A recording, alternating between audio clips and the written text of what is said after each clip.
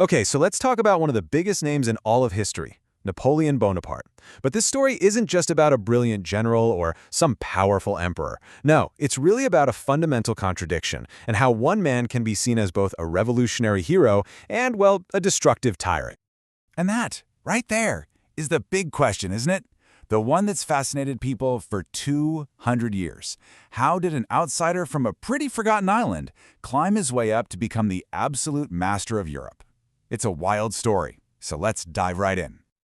To really get who the emperor was, you have to start with the outsider. See, his journey didn't begin in the grand palaces of Paris. It started on the rugged coast of an island that was, barely even French at the time. He was born on Corsica.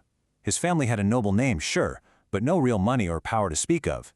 He gets to France as a scholarship kid at military school, a total outsider with a thick accent that everyone made fun of. Now, in any other era, that might have been the end of his story. But Napoleon's timing? It was absolutely perfect. Because the French Revolution didn't just topple a king, it completely shattered the old world order. All of a sudden, who your parents were mattered a lot less than raw talent and pure ambition. This chaos, it was the perfect storm for a disciplined, ruthless, and brilliant young artillery officer to make his name. The revolution basically provided the ladder, and Napoleon was more than ready to climb. And his climb was just dizzyingly fast.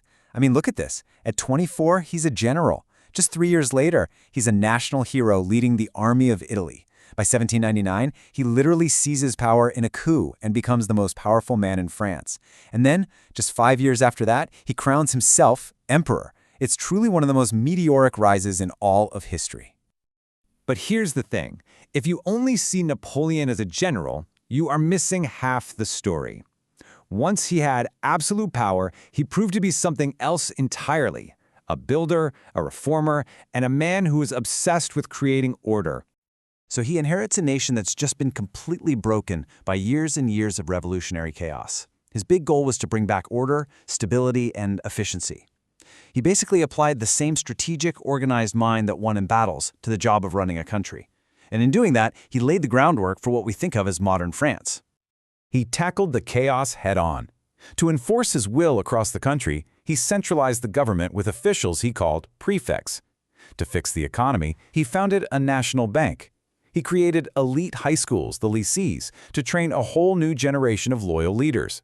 And, in a really brilliant political move, he made peace with the Catholic Church, which healed one of the deepest wounds of the Revolution.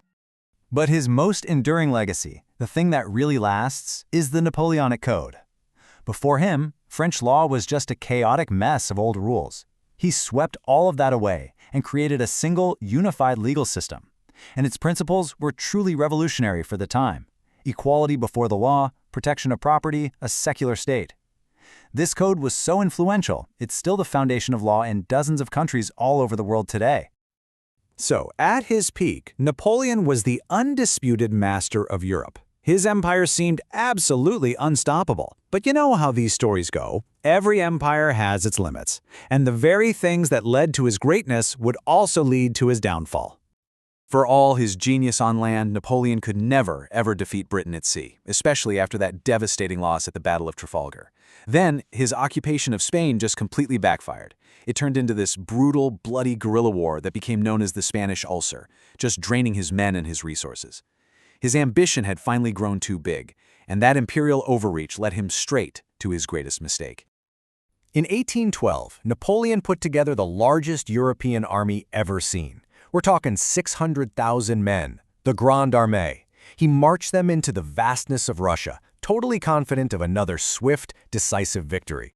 This is what came back. Roughly 20,000 survivors. The rest were just consumed, not just by battle, but by the brutal Russian winter and their scorched earth tactics. It was an unimaginable catastrophe. And yeah, it was the beginning of the end. After Russia, the empire just unraveled and fast. A whole coalition of enemies defeated him at the massive Battle of Nations, and they forced him into exile on the island of Elba. But then, and you can't make this up, he pulls off this incredible final act. He escapes, returns to France for a period we now call the 100 Days, and raises one last army. His final destiny was met at Waterloo. And this time, there would be no escape. just a final, lonely exile on a remote island in the middle of nowhere until his death. So, after all of that, the rise, the reforms, the conquest, the fall, what are we left with? How do we even make sense of a man who is both a brilliant modernizer and a complete destroyer? And this, really, is the essential contradiction of Napoleon. On one side, you have the modernizer, the guy who spread progressive legal codes and built modern states based on merit, not who your father was. But on the other side, you've got the tyrant, the man whose endless wars killed millions and who ruled Europe as an absolute autocrat. You simply cannot separate the two. So what's the final verdict? Was he a genius who dragged Europe kicking and screaming into the modern age, or a tyrant who drowned it in blood?